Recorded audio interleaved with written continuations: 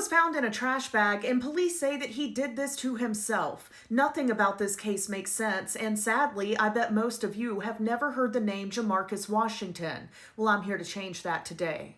On June 25th, 2024, 17-year-old JahMarcus Washington died from a gunshot wound in Parsons, Kansas. I had never heard about JahMarcus's case until I was tagged in a video that was put up by one of his sisters. I watched that video and then I found videos from another one of his sisters. I'm going to tag both of those sisters. I'm going to tell you what this family is saying. And at the end of this video, I beg you to go and support his sisters and help us say JahMarcus's name. According to his family and a recording that I'm about to play for you, JahMarcus's mother was initially told by the medical examiner's office that this was a homicide, so they could not release any details to her because that information was being suppressed by the police department. It's a homicide, so I can't release any information.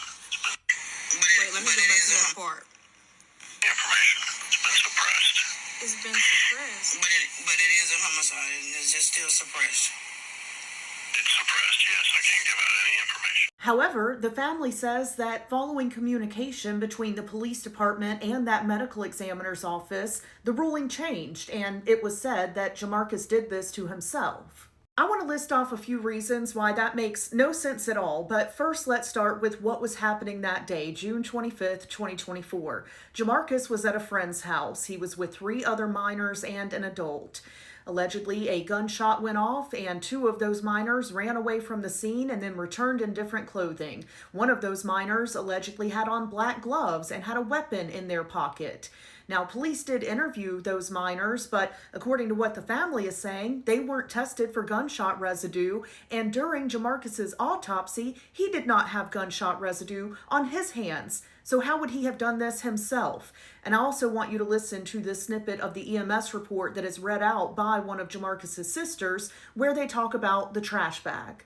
Upon arrival, we found the patient slumped, supine on his back against the wall in a black trash bag. Now, she reads out more of that EMS report, but it is very graphic, and I'm trying to make sure that there is not anything in this video that will keep it from being seen because his story needs to be heard. So please go to her page, support her, and watch her videos. And tell me, who is able to take their own life and then put themselves into a trash bag? That just seems like, impossible to me, but what do I know?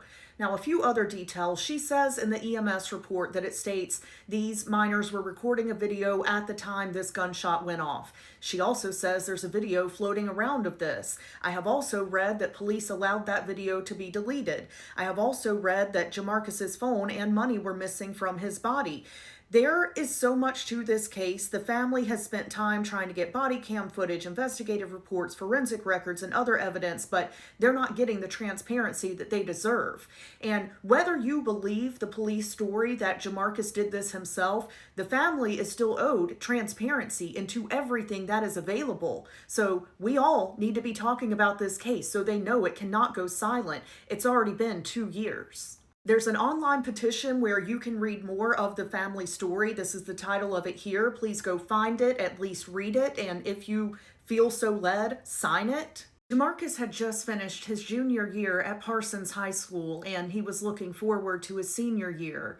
He played football. It was his passion, and he hoped one day to make it pro in the NFL, but that dream never got to come to fruition.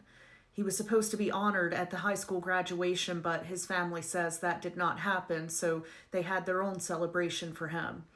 This case is heartbreaking, and if it is going to take social media outrage to get full transparency for this family, then let's make sure that they get that.